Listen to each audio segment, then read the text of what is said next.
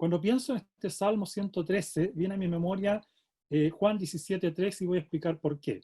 En el Evangelio de Juan, capítulo 17, versículo 3, el Señor Jesús dijo, y esta es la vida eterna. Mira lo que está diciendo. ¿En qué consiste, dice él, la vida eterna? ¿Cuál es la esencia de la vida eterna? Él dice, la vida eterna consiste en que te conozcan a ti, le dijo a sus discípulos, que conozcan a Dios, al único Dios verdadero, pero que también conozcan a Jesucristo, a quien has enviado. Si nosotros nos decimos hijos de Dios y creemos, ¿no es cierto?, que Cristo vino a este mundo para reconciliarnos con el Padre, limpiándonos de nuestra maldad, de nuestro pecado y permitirnos acceder a tener vida eterna, la vida eterna no solamente debe ser pensada, ¿no es cierto?, en cuanto a lo que el futuro dispone para nosotros. La vida eterna comienza en el momento en que tú y yo creemos en el Señor Jesucristo como el único Dios verdadero y como el Salvador y Señor de nuestras vidas. Por lo tanto, la vida eterna, al comenzar desde el momento en que creemos, significa que nosotros debemos acrecentar, ¿qué cosa según Juan 17:1? Perdón, 17:3. Debemos acrecentar el conocimiento de ¿quién? Del único Dios verdadero y también de Jesucristo a quien el Señor nuestro Dios ha enviado. Si tú y yo no conocemos a Dios, si tú y yo no conocemos a Jesucristo, entonces no podemos decir que tenemos una vida eterna próspera, o no tenemos vida eterna tal vez. Sabemos que en nuestra sociedad la gente tiene una concepción de Dios según su imaginación, ¿verdad? Según su parecer. Muchos idean un Dios de acuerdo a sus necesidades. Existe el Dios, ¿no es cierto?, de la provisión, existe el Dios del trabajo, existe el Dios que los libera de los accidentes, existe el Dios, ¿no es cierto?, que apura la micro para que llegue, ¿no es cierto? Tenemos dioses medios extraños, ¿verdad? Que estamos siempre pensando en un Dios que está a nuestro servicio, ¿no es cierto?, para ayudarnos en las circunstancias difíciles solamente. Pero no tenemos una concepción de ese Dios majestuoso y maravilloso que nos revela la Escritura. Por esa razón uno piensa y ve la historia y ve a las diferentes culturas, babilonios, ¿no es cierto?, egipcios, romanos, griegos. Ellos tenían un panteón de dioses, es decir, una cantidad de dioses para todos los gustos y todas las imaginaciones, porque no podían concebir un solo Dios que pudiese manifestarse de una manera grandiosa y gloriosa de acuerdo a lo que ellos realmente debían albergar en su corazón. Y por eso esos dioses también eran tan frágiles. Eran dioses que, ¿no es cierto?, eran muchas veces que solamente ayudaban cuando a ellos se les antojaba y actuaban favorablemente según su propio parecer, pero no eran el Dios, ¿no es cierto?, que nos revela la Biblia, las Escrituras. El gran predicador bautista, Carlos Spurgeon, tal vez ustedes han escuchado hablar de él, dijo en una ocasión algo interesante, una frase que me llamó la atención. Dijo, si ustedes no son buenos teólogos, dijo, si no son buenos teólogos, dice, no son buenos para nada. Miren qué frase, dura y fuerte. Si no son buenos teólogos, no son buenos para nada. Y cuando pensamos en esto, ustedes dirán, pero pastor, los teólogos son aquellos estudiosos, son los pastores, ¿no es cierto? Son los maestros, son los que escriben libros. Para ellos la teología. Pero yo soy un creyente sencillo, simple. Hermanos, eso es una premisa falsa. Todo cristiano debe transformarse en un teólogo, porque la palabra teólogo significa ¿qué cosa? Una persona que estudia y conoce a ¿quién? A Dios. Por lo tanto, todo creyente debe ser un teólogo, y no solo un teólogo, sino un buen teólogo, porque es la única manera en que yo voy a poder servir adecuadamente a ese Dios. Porque si no lo conozco, ¿cómo voy a servirlo? ¿Cómo voy a saber, ¿no es cierto?, lo que Él quiere de mi vida? Lo mismo pasa entre nosotros. ¿Cómo vamos a poder servirnos mutuamente si no nos conocemos? Si yo no tengo un conocimiento de tu persona, ¿cómo voy a ayudarte y servirte a ti? Todos los seres humanos necesitamos conocernos para poder, ¿no es cierto?, tener esta intimidad y la posibilidad de ayudarnos mutuamente. Y en el caso de Dios, con mayor razón. Si yo no le conozco a través de la revelación de la Escritura, difícilmente voy a poder servirle como Él se lo merece. Por lo tanto, basado en esta premisa, hermanos, puedo afirmar sin lugar a duda que la mayor necesidad que tiene nuestro mundo, que tiene todo ser humano y que tiene obviamente cada uno de nosotros como creyentes, es conocer a Dios en toda su majestad y gloria. Toda su majestad y gloria. Porque las convicciones que tengamos de Dios van a afectar toda nuestra vida. Escucha bien, las convicciones que tengamos de Dios van a afectar nuestra vida. Si nosotros vamos a tener una vida próspera, vamos a tener una vida fuerte y poderosa en Dios, vamos a poder servirle adecuadamente, ¿no es cierto? El conocimiento que yo tenga de Dios va a afectar la forma en que yo le sirva. Si lo hemos visto realmente en toda su plenitud como ser divino, como Él se revela en la Biblia, como Padre, como Hijo, como Espíritu, perfecto en gloria, en señorío, en santidad y en amor, entonces yo voy a poder servirle adecuadamente. Ahora surge la pregunta a la luz de lo que estoy mencionando. ¿Cómo puedo realizar una tarea tan grande, tan magna, ¿no es cierto?, como ser humano tan limitado que soy, de conocer a este Dios tan grandioso? ¿Cuál es la fuente del saber de donde puedo obtener una información adecuada que me permita, ¿no es cierto?, realizar esta tarea de conocer a Dios? Y otra pregunta, ¿de qué nos servirá este ejercicio para nuestras vidas y las de aquellos a quienes comunicamos este mensaje? ¿Tiene utilidad el conocimiento de Dios? Algunas personas piensan que adquirir mucho conocimiento de Dios va a volvernos fríos, calculadores, sin fuerza, sin pasión para servir a Dios. Pero eso es un error, es una equivocación, porque en la medida que yo conozco a Dios, difícilmente voy a quedarme frío, ¿no es cierto?, sin capacidad de reacción a la luz de lo que Dios se revela en su palabra. El corazón va a ser afectado, mi mente, ¿no es cierto?, va a ser impactada por este Dios y voy a querer, ¿no es cierto?, entregarle todo mi ser como Él se merece. De hecho, uno de los mandamientos dice, amarás al Señor tu Dios con todo tu corazón, con toda tu alma, con todas tus fuerzas. Este es el primer y más grande mandamiento. Es decir, yo no puedo quedarme, ¿no es cierto?, estático ni paralizado cuando tengo un conocimiento adecuado de Dios. Por lo tanto, el Salmo 113 es un buen lugar, hermanos, para comenzar, sin desconocer también que, como dice la Escritura en 2 Timoteo 3:16, toda la Escritura es inspirada por Dios y es útil para enseñar, para redarguir, para corregir, para instruir en justicia, a fin de que todo aquel que es un hombre o mujer de Dios sea perfecto y enteramente preparado, dice, para toda buena obra. A la luz de estos dos versículos del Salmo 113, de Juan 17:3, de 2 Timoteo 3:16, nos damos cuenta que conocer a Dios no es algo opcional, es un mandato, ¿no es cierto? Es una responsabilidad que yo debo cumplir si quiero y conozco realmente al Dios que me ha dado la vida eterna. Este salmo, hermanos, es un himno de alabanza que enfatiza la importancia, fíjense, del nombre divino, el cual revela la esencia misma de Dios. Fíjense, por ejemplo, el versículo 5, Salmo 113:5, dice, ¿quién? ¿Quién como quién? ¿Quién como Jehová, dice nuestro Dios, que se sienta en las alturas, pero que también se humilla a mirar en el cielo y en la tierra? Es una pregunta retórica que el salmista hace. ¿Quién es como nuestro Dios? No hay otro como Él, dice, en todo lo que es el universo creado.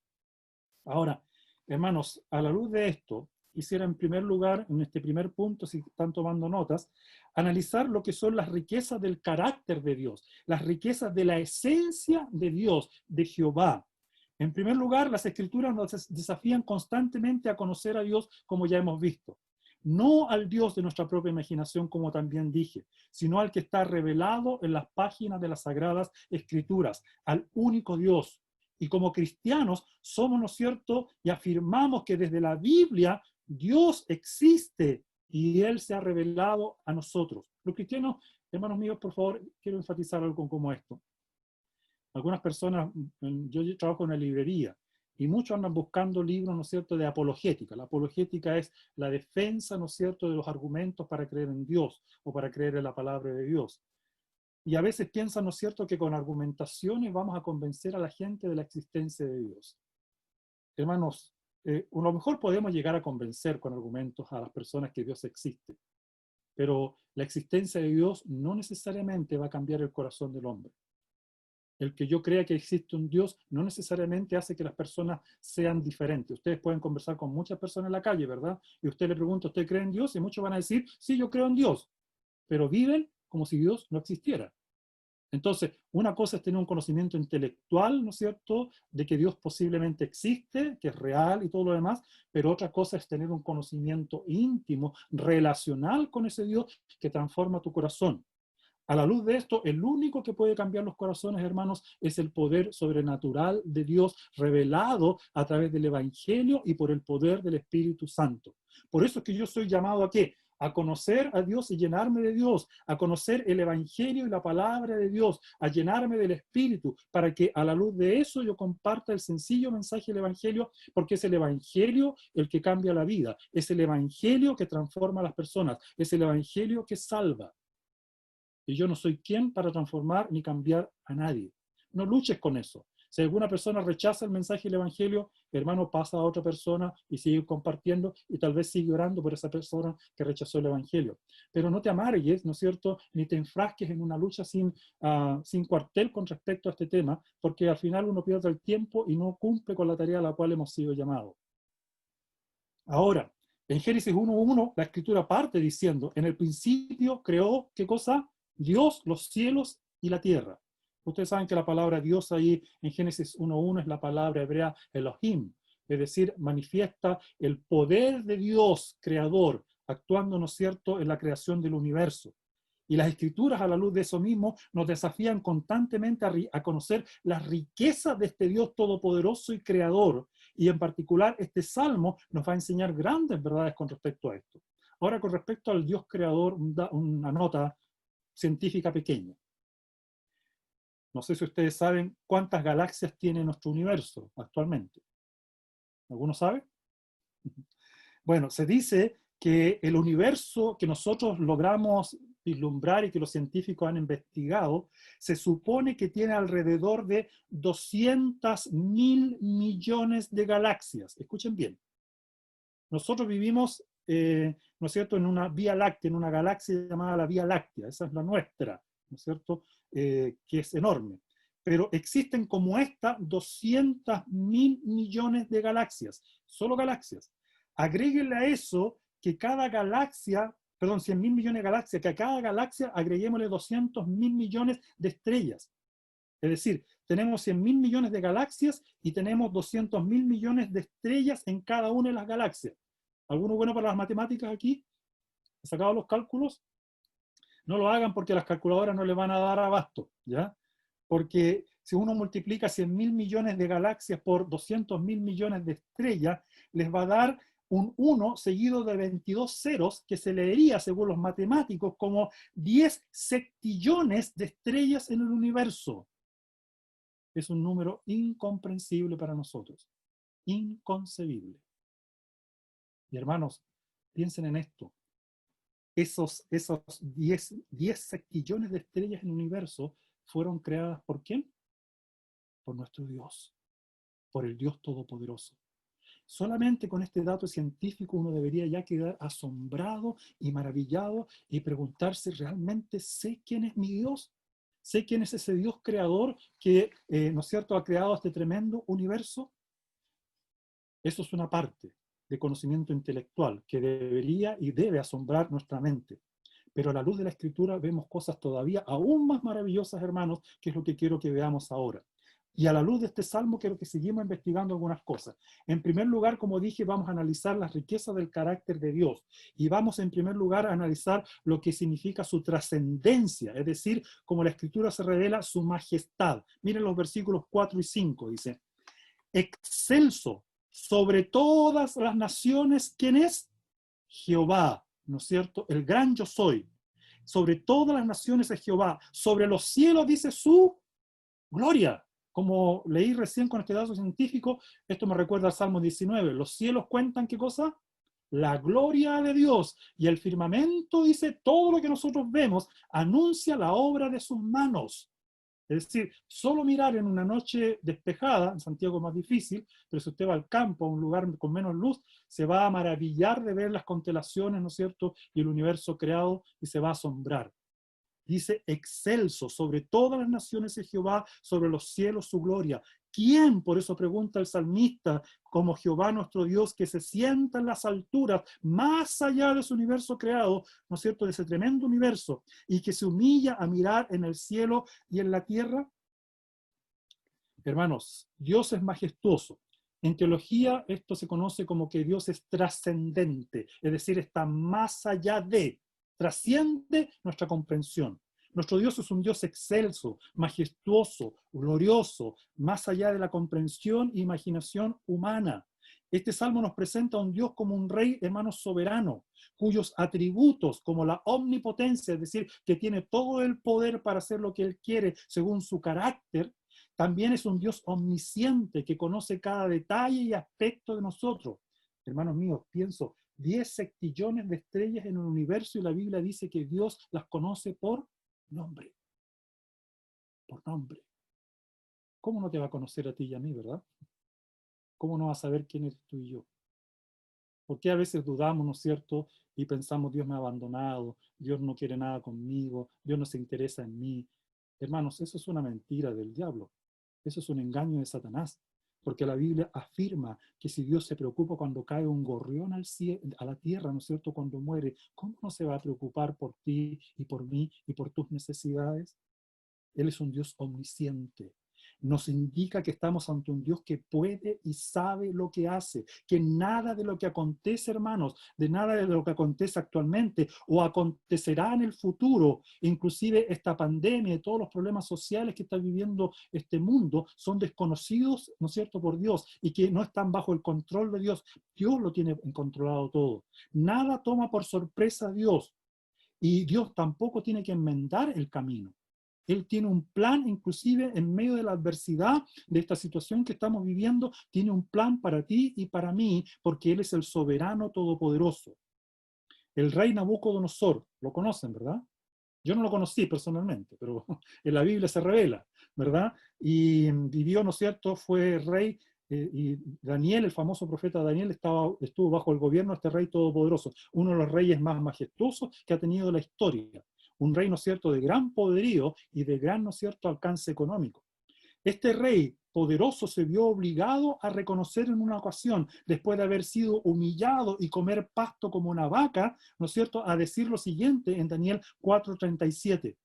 Ahora dijo, yo Nabucodonosor alabo, engrandezco y glorifico al Rey del cielo, porque todas sus obras son verdaderas y sus caminos son justos, y él puede humillar a los que andan con soberbia. Este poderoso rey se vio obligado a reconocer a Dios. Hermanos, esto es una verdad que hoy día no gusta a los seres humanos del siglo XXI en el cual estamos viviendo. Vivimos, ¿no es cierto?, en medio de una sociedad que se autodenomina moderna, que ya no es retrógrada, ¿no es cierto?, que está por sobre todas las cosas que nosotros vemos. Un ser humano que se califica, ¿no es cierto?, como un Dios, casi un Dios, que no necesita a Dios, que ignora a Dios. Pero hermanos míos, cuando viene la hora de la prueba, como hemos vivido ahora, nos damos cuenta de que el ser humano es frágil, ¿verdad? De la noche a la mañana, muchos nos quedamos casi sin trabajo y algunos sin trabajo. Muchos que tenían grandes recursos se quedaron prácticamente en la calle sin nada. ¿Por qué? Por un pequeño virus creado ¿por quién? Por Dios. Hermanos, hay que tener cuidado cuando uno levanta el puño contra Dios, o se alza, ¿no es cierto?, contra Dios, o vive como si Dios no existiera y viviendo inmoralmente como hoy día nuestra sociedad lo está haciendo. Porque llega un momento en que Dios pone su mano sobre nosotros y nos hace detenernos y reflexionar y mirar hacia los cielos y preguntarnos qué está pasando. Segunda Pedro 3:5 dice, aquellas personas que no reconocen a Dios ignoran voluntariamente que en el tiempo antiguo fueron hechos por la palabra de Dios los cielos y la tierra, que proviene del agua y por el agua subsiste. Hermano, Dios se ha revelado como creador y se sigue revelando, ¿no es cierto?, como el Dios soberano a una sociedad que olvida que Él sigue siendo rey sobre todas las cosas, que Él es majestuoso, que Él es trascendente, que Él es todopoderoso, que Él es omnisciente, ¿no es cierto?, que Él tiene todos los atributos que ningún otro ser humano, ningún otro Dios, ni ninguna sociedad pueden atribuirse. Al final y al cabo, nosotros tenemos, ¿no es cierto?, que humillarnos, reconocer hay algo más que nosotros. Ahora, a pesar de ser Dios, hermanos, trascendente, el versículo 6 habla de algo muy hermoso de parte de Dios. Los seres humanos, cuando tenemos muchas cosas, poder y dinero, como Nabucodonosor lo tuvo, a veces nos alzamos y nos creemos, ¿no es cierto?, reyes de la tierra. Nos ensoberbecemos y nos creemos, ¿no es cierto?, amos y señores de todas las cosas. Pero el Dios que es todopoderoso y creador del universo, el trascendente Dios, el versículo 6 dice que hace algo que nosotros no pensamos que podría ser Dios. Dice, se humilla a mirar en el cielo y en la tierra. ¿Qué hace Dios, hermanos? Él es condescendiente con nosotros, se humilla, se condesciende a mirar. Es como la expresión en hebreo sería como que se pone de rodillas y se acerca como un papá cuando conversa con su hijo pequeño. ¿Qué hacemos nosotros? ¿Miramos desde arriba o qué hacemos? Nos agachamos para mirarlo a los ojos, para que él no se sienta intimidado y podamos verlo, ¿no es cierto?, como cercano. Esa es la idea. Dios es condescendiente. En teología se dice que él es inmanente, que está cercano a los suyos. Hermano, esta también es una verdad y no significa una contradicción con lo que acabamos de ver anteriormente, sino es un complemento de la gloria de Dios que nos muestra a un Dios que se humilla para hacer bien a nosotros pecadores. Este descenso particular de la persona de Dios la vemos reflejada en un libro escrito por Pablo en Filipenses, capítulo 2, donde nos habla en el versículo 5 al 8 sobre la persona de Jesucristo. Dice, haya pues, le recuerda a los creyentes de Filipo, en vosotros este sentir que hubo también en Cristo Jesús, el cual, dice, siendo en forma de ¿qué? De Dios. Nótese, siendo en forma de Dios, ¿qué hizo? No estimó o no escatimó el ser igual a Dios como cosa a que aferrarse, sino que dice, miren, se despojó, se vació a sí mismo tomando forma de siervo, hecho semejante a nosotros, a los hombres, y estando en esta condición de hombre, se humilló, dice, a sí mismo, haciéndose obediente hasta la muerte, y muerte ¿de quién? De cruz. Ese Dios que para algunas personas es lejano, ¿no es cierto?, que está más allá de la comprensión de sus que a veces parece que fuera un enemigo acérrimo de sus vidas, la Biblia dice que no es así. Algunos piensan que el Dios del Antiguo Testamento, ¿no es cierto?, es diferente al Dios del Nuevo Testamento. Pero el Dios que se revela aquí en el Salmo 113 dice, se humilla a mirar.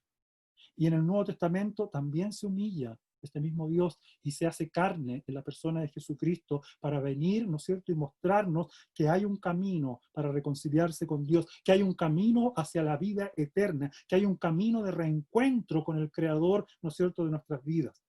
Por esto, queridos hermanos, es en el Dios que nos revela la Biblia, vemos a un Dios que muestra una profunda preocupación por cada ser humano, a tal punto que en la persona de Jesucristo, el Hijo, lo entiende en carne propia, entiende en carne propia tu dolor y mi dolor, ¿no es cierto? El abandono que a veces sufrimos porque Él también fue abandonado en la cruz. ¿Para qué? Para que nosotros pudiésemos comprender que Dios nos entiende, ¿no es cierto?, en cada aspecto de nuestra vida. No vivió en pecado, eso sí, nuestro Señor y Salvador. Vino en ayuda de aquel que por su propia cuenta, como nosotros, no podíamos salir del embrollo en el cual estamos metidos producto del pecado. Ustedes recuerdan a los mineros de la mina San José, ¿verdad? ¿Se acuerdan de ese caso? Los 33 mineros, la película. Bueno, hermanos míos, ellos era imposible que pudiesen salir solos de la mina, ¿verdad? Para poder escapar, tuvo que venir una ayuda externa, desde afuera. Si no, iban a morir, ¿no es cierto?, encerrados en esa mina, imposibilitados de poder ser salvados o rescatados. Pero fueron rescatados por ayuda externa. Lo mismo con nosotros, en esa misma condición nos encontramos, hermanos míos, sumidos, ¿no es cierto?, en el pecado, viviendo en tinieblas, pero sin embargo Dios nos trajo luz y nos trajo salvación y escape a la luz, ¿no es cierto?, de la obra de Cristo en la cruz. El Dios trascendente se hace inmanente, el Dios majestuoso se hace, ¿no es cierto?, ¿qué cosa? Cercano a cada uno de nosotros. A la luz de esta revelación, hermanos míos, maravillosa que hemos visto en este Salmo, viene mi segundo punto. ¿Cómo estamos o cómo vamos a responder al carácter de este Dios? ¿Cómo responderías tú y yo, ¿no es cierto?, cuando Dios se revela de esta manera? ¿Qué deberíamos hacer? Bueno, hermanos míos, el versículo 1-3, vamos a volver un poquito antes del Salmo 113, dice cuál debería ser la respuesta de una persona que conoce a Dios, de una persona a la cual Dios se ha revelado de una manera especial como esta. ¿Cuál debería ser la respuesta de cada hombre y mujer que conoce a Dios? Dice, alabad, mira, alabad siervos de Jehová. ¿Quiénes deben alabar? Los siervos de Jehová. Segundo, alabad el nombre de Jehová. ¿A quién deben alabar? Al nombre de Jehová. Segundo, sea el nombre de Jehová, dice, bendito. Desde ahora, dice, y para siempre. Desde el nacimiento del sol hasta donde se pone, sea alabado el nombre de Jehová. ¿Cuál es la respuesta de un hijo de Dios, de alguien que conoce a Dios, al carácter que nos revela de Dios en la Escritura? ¿Cuál debería ser la respuesta? Se repite varias veces ahí. Alabanza. Alabanza. Y hermano, alabanza no significa meramente cantar en el culto algún himno, alguna canción, ¿no es cierto? Y todo lo demás. La alabanza es una expresión amplia de lo que significa servir, ¿no es cierto?, a Dios en toda área. Yo alabo a Dios sin duda en la iglesia, y hay que hacerlo. Pero también alabo a Dios en mi casa, ¿no es cierto?, siendo un buen padre, una buena madre, un buen hijo, haciendo los deberes en mi trabajo. Alabo a Dios, ¿no es cierto?, en la calle, con el testimonio, ¿no es cierto?, con el comportamiento que debo tener. La alabanza se trasunta, ¿no es cierto?, en muchas áreas. Sea de palabra, de hecho, dice la Escritura, que todo sea hecho para la gloria de Dios, para alabar a Dios. Ahora bien, ¿de qué nos sirve, como dije en mi introducción, conocer de esta grandeza de Dios, de este carácter de Dios? Pues bien, es indudable, hermanos, que así como en todo ámbito de la vida, aprender algo nos lleva a poner en práctica lo aprendido, si no sería mera teoría, también toda verdad teológica como causa tiene el efecto de producir en nuestra vida una respuesta. Si yo conozco a Dios y su palabra, voy a tener una respuesta a eso. Pero ¿cuál o cuáles pueden ser estos efectos o respuestas que debo tener? En primer lugar, quiero analizar el versículo 1-3, el fundamento de esta alabanza. ¿En qué se fundamenta esta alabanza? Y los versículos 1-3 nos hablan de que el fundamento de mi alabanza está en conocer a Dios. La verdadera alabanza no puede brotar de un corazón que no conoce al Dios de las Escrituras, hermanos. No hay verdadera alabanza donde la predicación y el estudio de la Biblia no son el centro de la vida de una iglesia y de la vida personal de cada creyente. Si no es así, la alabanza va a ser una pura experiencia de carácter psicológico o emocional y en el mejor de los casos o en el peor de los casos, solamente una especie de mantra tranquilizante, ¿no es cierto?, como lo usan los orientales. Pero eso no va a transformar mi corazón, no va a transformar mi mente, no va a transformar mis acciones. Por lo tanto, creer en la existencia, hermanos, de un Dios con características tan formidables como hemos visto, implica una respuesta de parte, ¿no es cierto?, de nuestra parte ante este Dios que se manifiesta en adoración, que se manifiesta en alabanza, que se manifiesta en acciones de gracia constante, las 24 horas del día y 24/7 toda la semana y todo el mes y todo el año. El fundamento de la alabanza, ¿no es cierto?, brota de un conocimiento claro de quién es Dios. Si no eres un buen teólogo, como dijimos al principio, no serás bueno para nada. Entonces, conocer a Dios es clave y esencial. Lo segundo, hermanos míos, es que esta alabanza, ¿no es cierto?, también implica una admiración constante de mi parte. La alabanza es más que un conocimiento, como dije, intelectual del carácter de Dios. No te quedes en eso, solamente en el estudio. Como ya he mencionado, este conocimiento debe afectar al corazón, debe afectar a los sentimientos y a la voluntad. A veces en algunas iglesias se motiva a las personas falsamente, ¿no es cierto?, con manipulación para que sientan experiencias especiales de Dios. Hermanos, el ser humano no puede ser manipulado de esa manera sin caer también en excesos o en errores en cuanto a lo que Dios está pidiendo de nosotros. Solamente el conocimiento verdadero que nos emana del Evangelio, el conocimiento de la Biblia, va a hacer que mi corazón, mis sentimientos y voluntad actúen correctamente y sean afectados de una manera constante y fiel. La expresión que dice el Salmo, ¿quién como Jehová, el Señor nuestro Dios, que aparece en el versículo 5, es una exclamación, hermano, que nace del corazón del salmista. Es una expresión, ¿no es cierto?, que implica admiración. Es como que, ¿no es cierto?, él está diciendo, ¿quién como Jehová? ¿Quién como Él? No hay nadie más como Él. La admiración del salmista, hermanos, hace que su vista, ¿no es cierto?, y su memoria vuelvan atrás al Éxodo, a ese cántico de Moisés en Éxodo 15, que manifestaba cómo Moisés, ¿no es cierto?, daba gracias a Dios. ¿Por qué? Porque había sido liberado ¿de dónde? De la esclavitud, del pecado, en este caso la esclavitud egipcia, para ser llevado a la tierra prometida. Esto mismo hace, hermanos míos, el conocimiento de Dios. Hermano, la palabra de Dios no solamente es para el presente. La palabra de Dios es preventiva, digo yo muchas veces, lo he dicho en varias predicaciones, es preventiva porque nos prepara para el futuro, para lo que viene. Muchas veces los seres humanos y los creyentes nos caemos en lo mismo, somos más reactivos que preventivos en cuanto a lo que nos va a acontecer. Es decir, ¿alguno sabía que vendría esta pandemia? Ninguno. Pero ¿cómo reaccionaron algunos de ustedes? ¿Cómo reaccioné yo? Yo conozco personas que han reaccionado con temor, pero horrible, con terror, a morirse, ¿no es cierto?, con desesperación, pensando que cualquier toque a cualquier cosa los va a contaminar. Hermano, una cosa es ser responsable y otra cosa, ¿no es cierto?, es ser aterrorizado por una situación como esta.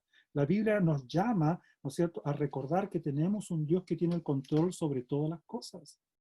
Y cualquier cosa que a ti te acontezca o a mí me acontezca no va a pillar a Dios desprevenido y no debería nosotros tampoco pillarnos, ¿no es cierto?, encontrarnos desprevenidos, sino preparados, prevenidos para lo que acontezca y por lo tanto preparados para afrontar los desafíos. ¿Quién como el Señor nuestro Dios nos muestra que el salmista se sentía, hermanos, orgulloso de su Dios? Frente a otros dioses paganos que existían en aquel entonces, el salmista dice, ¿quién como mi Dios? No hay otro. Y a veces yo me pregunto, ¿cómo les presentamos nuestro Dios a las personas? A veces presentamos un evangelio basado en palabras carentes de poder, con expresiones frías, ¿no es cierto?, sin emoción, y estoy hablando, ¿no es cierto?, que las emociones nacen de este concepto. Si yo conozco a Dios, voy a hablar de las personas como que Él le cuenta un cuento a los niños. Te han contado cuentos a los niños, ¿verdad?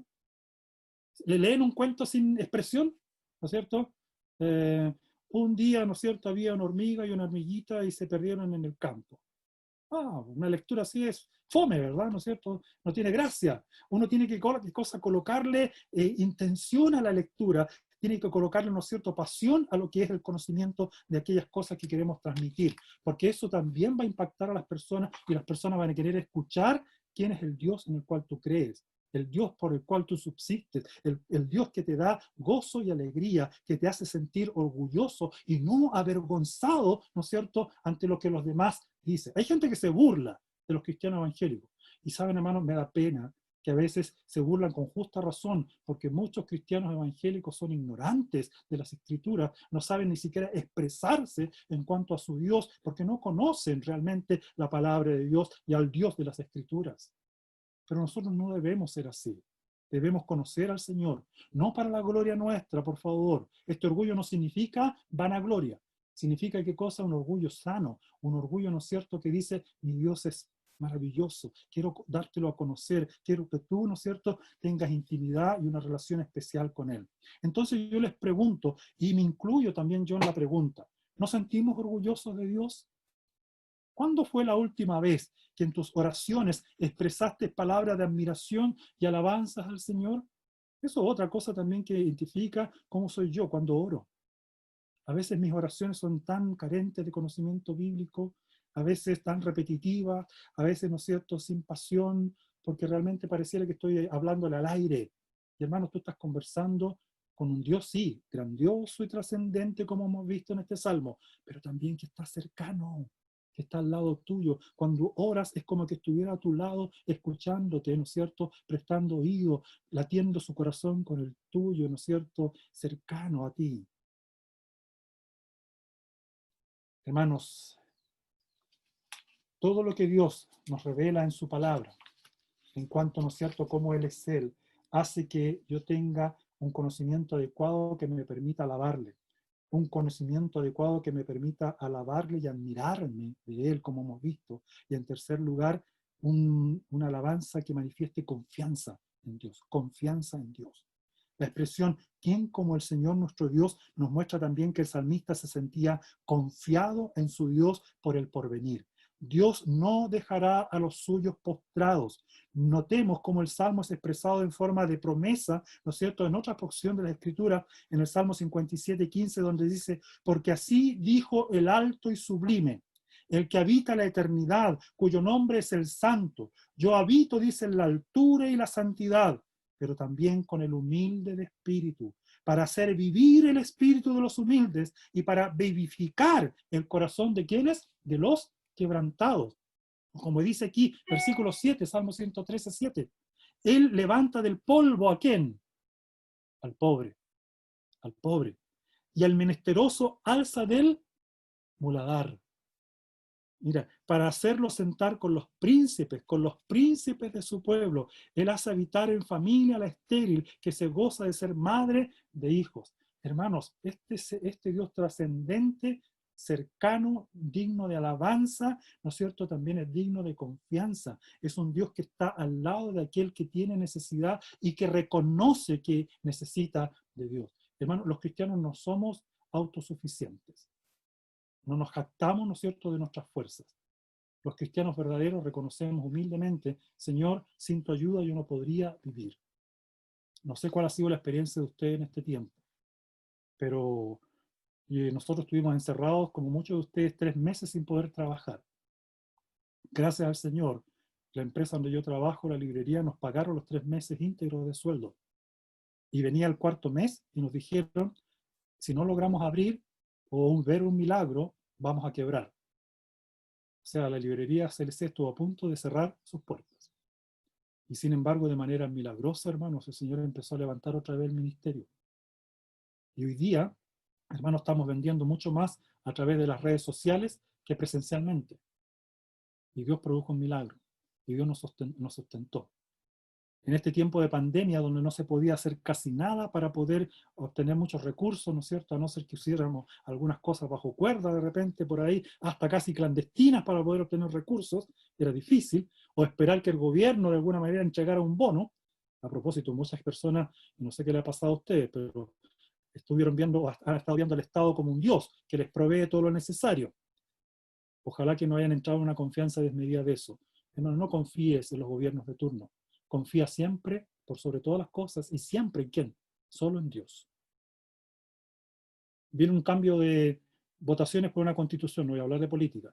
No pienses en votar, ¿no es cierto?, porque un cambio de constitución va a cambiar los destinos de este país. El único que puede cambiar los destinos de este país, el único que puede sostener este país, ¿quién es? El Dios todopoderoso, creador de los cielos y la tierra, de esos 10 trillones de estrellas. Él solamente tiene el poder. Y mi confianza está solamente ¿en quién? En Él. Por lo tanto, debemos volcar nuestra mirada en confianza a este grandioso Dios y confiar, ¿no es cierto?, de que Él es el que hace vivir, ¿no es cierto?, a los quebrantados de corazón y da, ¿no es cierto?, alegría, sustento y todo lo necesario a aquellas almas que lo buscan de corazón. Para concluir, hermanos míos, cuando contemplamos la gloria de Dios en su soberanía y cuando vemos cómo Él ayuda a los más débiles, como nos ha mostrado este Salmo 113, esto debería producir en cada uno de nosotros una tremenda satisfacción para el presente y para el futuro, ya que es esa la meta suprema de nuestras vidas. Solo en Dios y en conocerlo, ¿no es cierto?, con toda nuestra alma va a encontrar la paz y el descanso. ¿Lo has encontrado tú, ese Dios? Ese Dios, el Dios que te sustenta, el Dios que te da paz, confianza, tranquilidad, el Dios en el cual tú puedes decir, Señor, acontezca lo que acontezca, yo sé que tú sigues siendo rey. Quiero responder ahora, hermanos, a la segunda pregunta que hice en mi introducción. Para terminar, ¿cómo podemos conocer a este maravilloso Dios? ¿Cómo podemos? ¿Cuál es la fuente de donde vamos a obtener la información adecuada, la información plena de quién es Dios? Yo trabajo en una librería y mucha gente quiere comprar muchos libros. ¿Para qué? Para conocer a Dios. Y sin duda los libros ayudan. Pero hermanos míos, los meros libros de teología no van a darte lo que la palabra de Dios te va a entregar en ese estudio, ¿no es cierto?, personal, en ese estudio íntimo, ¿no es cierto?, para conocer al Dios que se nos revela en la Escritura y de manera tan íntima y personal. La máxima revelación de toda la majestad de Dios, hermanos, si bien la podemos encontrar de una manera especial en la palabra de Dios, pero la máxima revelación de Dios la encontramos solamente en la persona de Jesucristo. Y quiero terminar exaltando a la persona de Jesús en este momento. Colosenses 1:15 dice que Jesucristo es la imagen del Dios invisible, el primogénito de toda la creación. Es decir, no significa que sea primogénito en el sentido de primer hijo. Estoy hablando de primogénito en el sentido de que ocupa el primer lugar. Esta expresión se usa para ambas cosas. Para el primer hijo, pero también se utiliza para qué? Para destacar que tiene el primer lugar en todo. Y Jesucristo tiene el primer lugar en toda la creación. O como afirma Hebreos 1:1 al 2. Dios, dice, habiendo hablado muchas veces, de muchas maneras, en otro tiempo los padres por los profetas, en estos postreros días nos ha hablado por el Hijo, fíjense, por el Hijo, a quien constituyó heredero de todo y por quien hizo, ¿qué cosa? Las 10 sextillones de estrellas y tal vez muchas más en el universo. Cristo, hermanos, es el Verbo hecho carne y quien nos mostró toda la gloria de Dios en su encarnación, como dice Juan 1:1 al 14. Cristo es quien vino a mostrarnos el camino, a anunciarnos la verdad, a darnos la vida plena, como dice Juan 14:6. Yo soy el camino, la verdad y la vida, y nadie, pero nadie viene al Padre si no es por mí. Para así, hermanos, conocer al Dios verdadero y darnos la vida eterna verdadera. Por eso, como cristianos, nosotros siempre decimos, a Él sea la gloria, a Él sea el imperio, a Él sea la potencia por todos los siglos de los siglos. Amén. Hermanos, Pablo dijo en Romanos 15:4 y termino con esto, porque las cosas que se escribieron antes, para nuestra enseñanza se escribieron, a fin de que por la paciencia y la consolación de las Escrituras tengamos esperanza. Este hermoso Salmo 113 nos revela, como dije, a un Dios trascendente que se hace cercano, a un Dios que es digno de alabanza y un Dios, hermanos míos, que está con el pobre y el desvalido, con aquel pobre en espíritu que le busca de todo corazón. A ese creyente, a esa persona, Dios se revela de una manera majestuosa y tremenda y hace que nuestros corazones palpiten aceleradamente y vibremos, ¿no es cierto?, con el conocimiento de este Dios revelado en las Escrituras y en la persona de Jesucristo por sobre todas las cosas. ¿Conoces a este Dios? ¿Tienes intimidad con este Dios? ¿Has compartido de este Dios con otros? Quiero, hermanos, que quiera Dios que nos ayude a poder seguir ejercitando nuestra mente y nuestro corazón en el conocimiento de Dios y en el compartir este Dios a un mundo que vive en oscuridad y necesita imperiosamente el evangelio glorioso de este Dios maravilloso. Amén. Amén. Que Dios les bendiga.